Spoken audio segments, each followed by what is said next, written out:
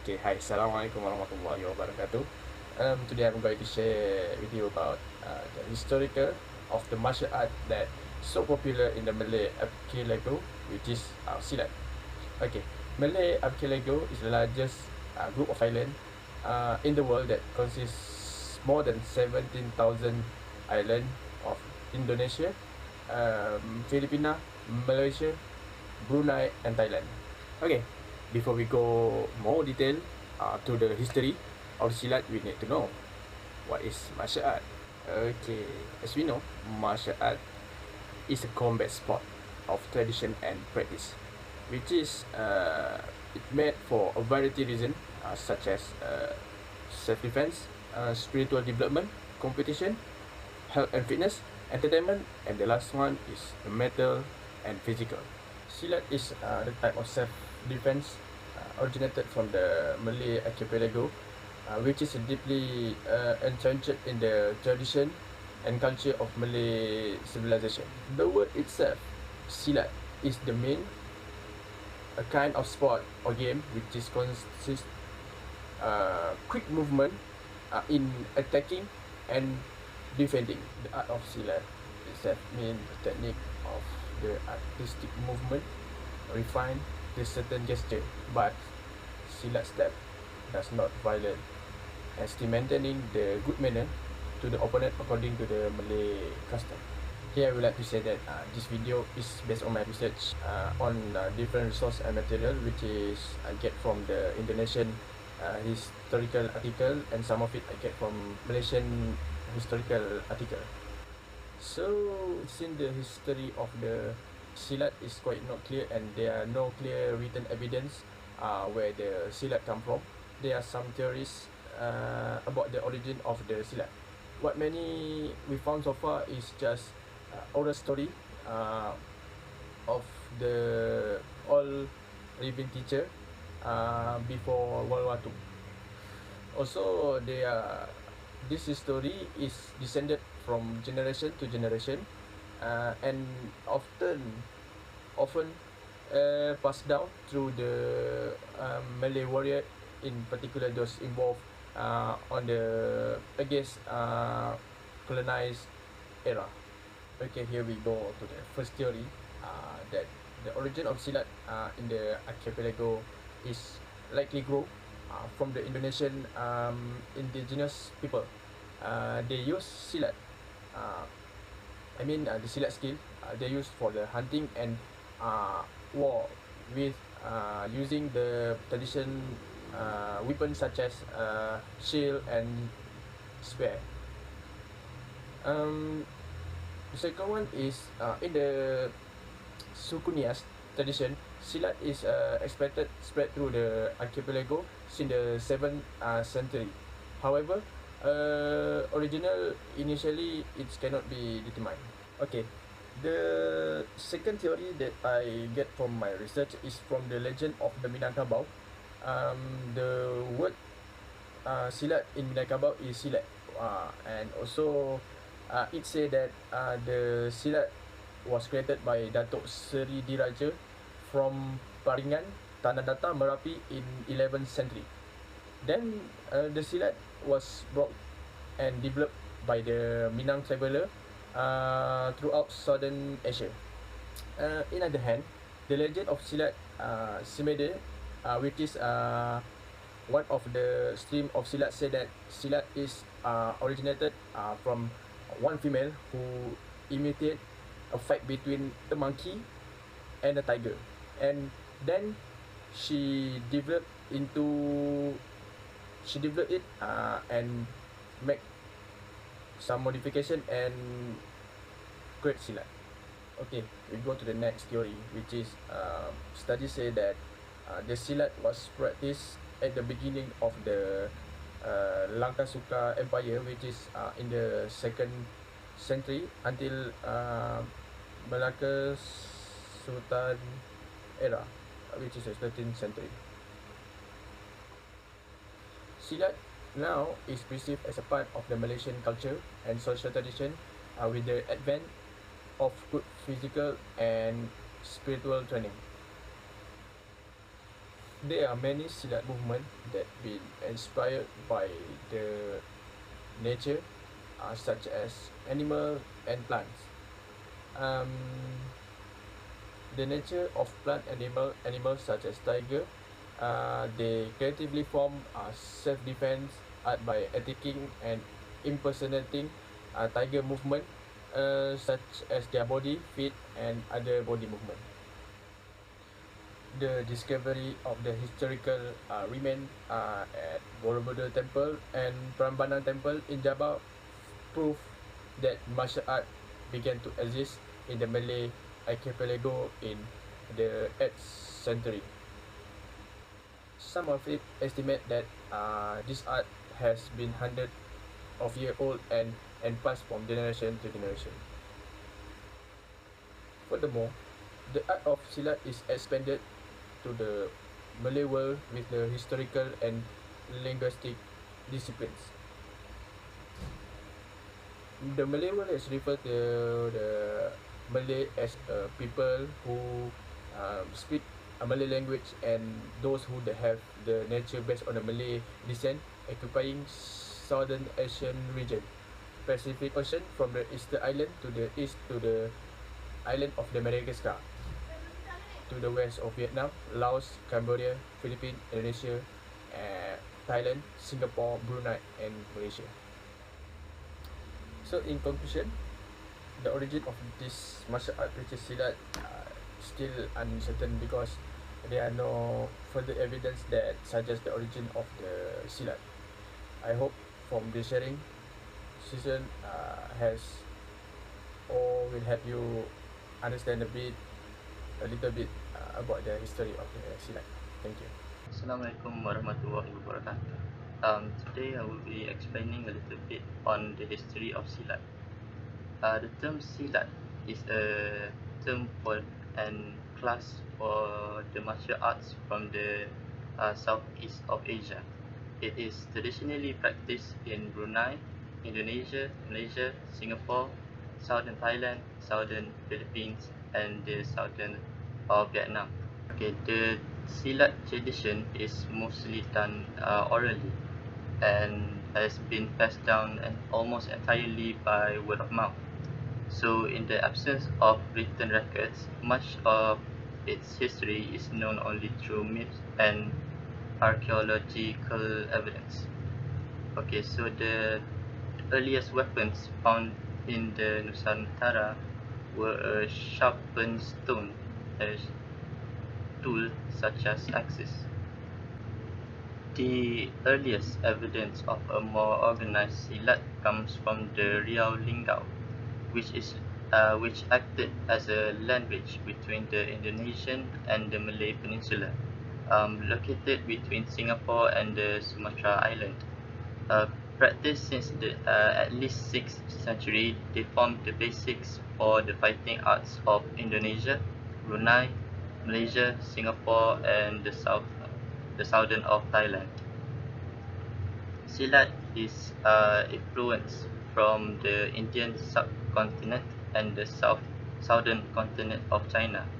Uh, they were the fundamental to the development of Silat. By adopting the Indian faiths of Hinduism and Buddhism, Southeast Asia's social structure became more organized. Also, we can see a lot of influence from Tonkin and Vietnam, resulting in the Dongson culture of the Bronze Age. From Dongson, the technology was diffused into Indonesia and Malay Peninsula, giving rise to steel weapons, such as broadswords, spears, and knives.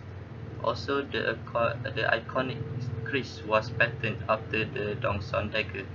But as for in Malaysia, the Silat culture is mostly influenced by Islam. There have been attempts to make Silat more compliant with modern Muslim beliefs and practices. Many instructors justify this by creating new histories to tie their style with Islam and distance themselves from traditional folklore. Some Malaysian Silat schools go as far as refusing to teach non-Muslims or to perform at non-Muslim weddings. This has given rise to various misconceptions that Silat is inherently Muslim or can only be practiced by followers of the Islamic faith. In the art of Silat, there are many details such as which they train, such as salutation, the stance, the footwork, and their forms. And they actually carry out sparring tests and competition. Alright, so today I'm gonna talk about the types of silat in Tanah Melayu. There are many types of silat in Tanah Melayu, but the famous of silat are silat seni gayung, silat cekak, and so on. Okay? First, silat seni gayung has come to Tanah Melayu by Prince of Bugis named Daeng Kuning from the island of Sulawesi. And then, it was founded by Datuk Miao Abdul Rahman, officially in 1949. Datuk Miao Abdul Rahman is an idol in martial art, especially in Silat, and quite famous by many people in that time.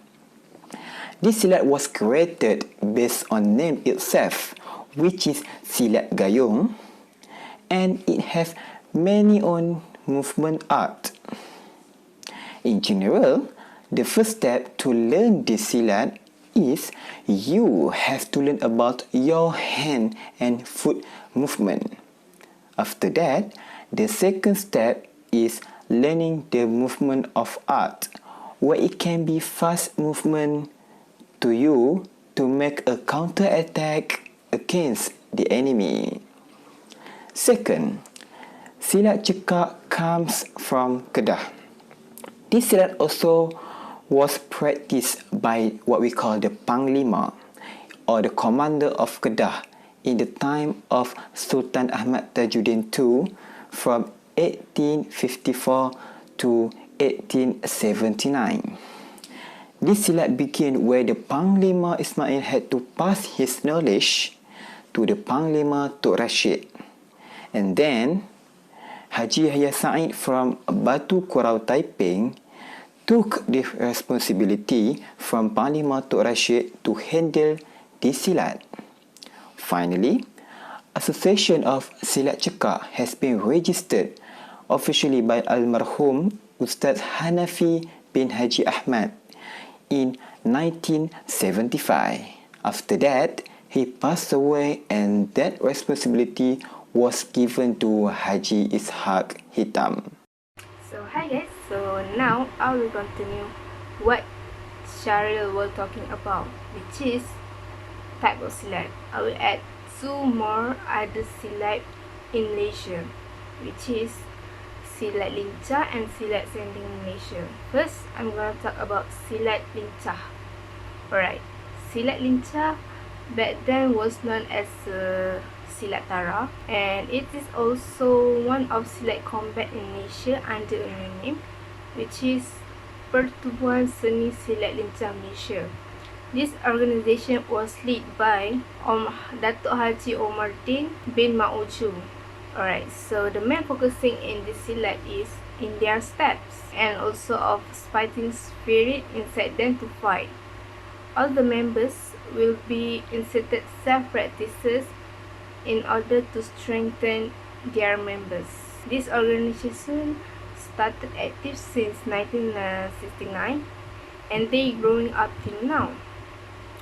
And now they have like a membership around 830,000 in Malaysia, while in overseas they have 30,000 people, which is quite amazing, isn't it?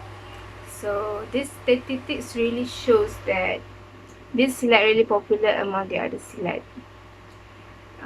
This silat also recorded in Malaysia Book of Record in 1988 for having approximately 1 million members worldwide. Isn't it amazing?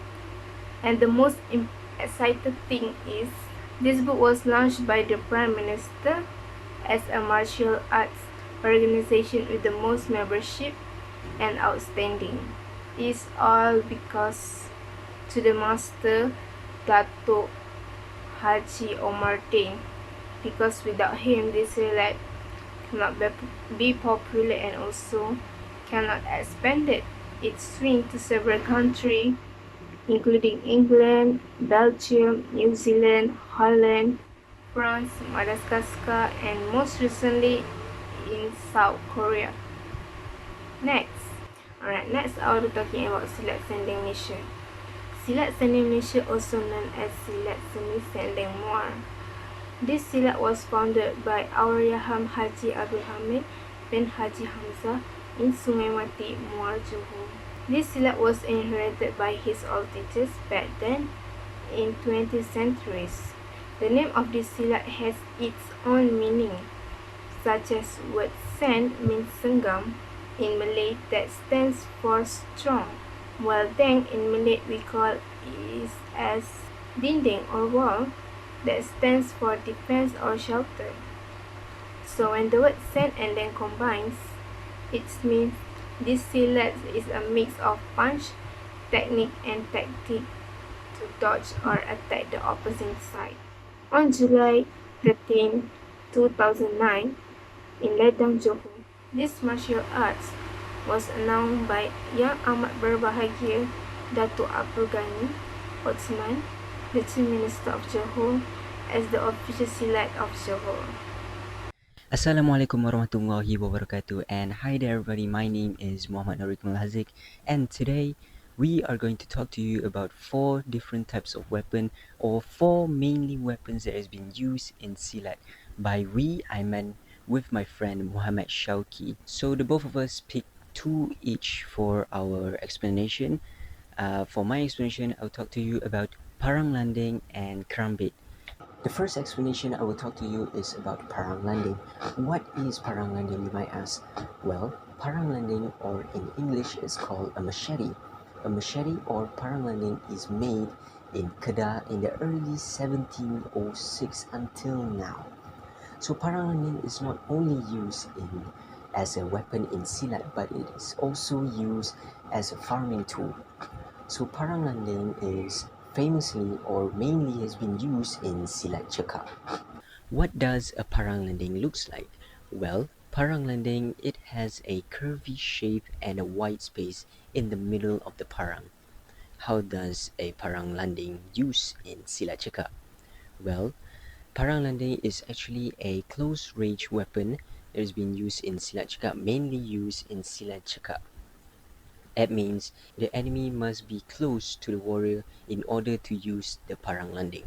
In another note, Parang Landing also has a sharp points of 2 to 3 inches long, and the rest of it is actually a blunt to repel an enemy's weapon. Now, let's talk about the second weapon that is being used in Silat, and that is Kerambit. What is Kerambit? Well, let me explain it to you. Kerambit is originally weaponized by the Minangkabau people in the West Sumatra, where they have been inspired to make Kerambit as a shape of a tiger's claws. Other than that, Kerambit is also a main weapon for Silat Sundang Siliwangi, and it is also been used as a small weapon for the Malay warriors. Kerambit is also a weapon that is being used as a close range, same as the Parang Landing. And not only that, Kerambit is also can be used as a farming tool. So, what does a shape of a Kerambit looks like? Well, let me explain it to you. It is pretty easy to recognize a Kerambit because Kerambit has a small type of body, and it is also a single crescent and also 2 or 3 sides curve. That's it for my explanation, and I'll pass down 2 more weapons that is going to be explained by my friend Muhammad Shauki. Thank you. Okay, so I will cover about keris and tekpi, which is Malay civilization, which is silat weapon. For keris, I have already do some research about keris on buku Keris Melayu Semenanjung, authored by Professor Abdul Muati, Elias Zamri Ahmad from UPM. So This book has been developed by the professor, and he already do the research for more than 3 years. So after some research, he already compiled the information and made a book which is called Buku Keris Melayu Semenanjung. Basically, starting on Malay civilization on 13th and 14th centuries. It is most likely on Majapahit era because convinced by figure that hold grace on temples building that built by Majapahit era. So basically, Peninsular Malaysia Keris referred to keris that made and used by Malay people. Keris came in a lot of shape. Some is straight and some is curvy. It is because of keris revolution by time. So total now are 12 form of keris Peninsular Malaysia. The 12 form is keris panjang, keris anak alang, keris pandai syaras, keris Bugis Semenanjung, keris Melela, keris Semenanjung, keris Beko or Beka, keris Tanjung, keris Debek, keris Carita, keris Joteng. Aside from keris being used as a weapon, it is also used for alat kebesaran, tool to complete busana Melayu, which is the cloth of Malay, tool of perdukunan, tool of punishment, symbol of dignity, symbol of power and authority among Malay people. Basically, keris not focused only for weapon. Keris also act as a birth. For an example, keris that familiar with Malay civilization is keris Taming Sari that given by Raja Majapahit to Hang Tuah. Okay, let's move on.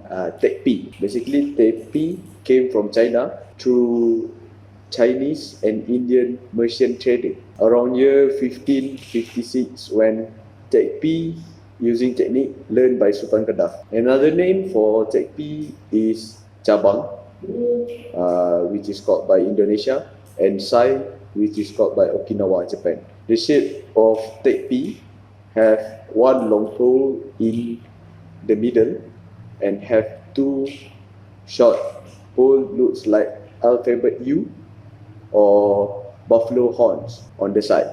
Another name for main pole is called Batang Tekpi and side pole called Sampe. Most Tekpi length is 15 to 20 inch long, depends on the owner. Tekpi also called as king of all weapons, as it can counter most of type of attack from another weapon. Tekpi also commonly used in Silat Tekpi Endau, Silat Kuntau Tekpi, and Silat Sending, also Silat Gayung. Hello, Assalamualaikum. My name is Nurul Izzati binti Ahmadi and I'm from BIMD course. Okay, today I'm going to present about Malay martial arts fighter attire, which another terms for silat. Okay, so there are so many attires for the Malay martial arts fighters. Okay, so there's two attire that I'm going to present today, which are baju Melayu and also tengkolok. So these two attire is included in the Malay feudal era for the Malay martial arts fighters. So the attire, this is basically the attire, the daily attire of the Malays in the feudal era, but these garments are also worn without the modification when one is fighting with the enemy. Okay, so all ethnics and cultures has its own silat clothing. Okay, so the first attire that I will be presenting is the tengkolok, which one of the elements for the Malay martial arts fighter attire. Okay, so tengkolok, it is or another word for it is tanjak. It is the headgear for the Malay man. Okay, so tengkolok is this made up of cloth. It's either from the woven songket or also a common weave. It is knitted beautifully around the head without any stitching. Okay, so the composition of this tengkolok through folding art has many forms and names. Like for example, like gagak lapar, helang melayang, and siwah terjun, and many more. Okay, so one of the functions of the tengkolok in Malay martial arts is binding and also ensure that people's hair that are fighting is neatly tied so it won't cover their vision. Okay, so this function is particularly important, especially in the Malay feudal era, since most Malay warriors has long hair during that day. So as from that time, during the Malay feudal era, the fighters during that time they has longer hair. So I think this is one of the way using the tengkolok for their safety. So when they are fighting, it will not ruin their vision. So they can fight easily. So they has no problem to fight. Okay, so in addition, the beautifully crafted fabric can be trimmed by loosening all of the knots for it to be either triangular bandage or a cravat bandage when the situation is needed.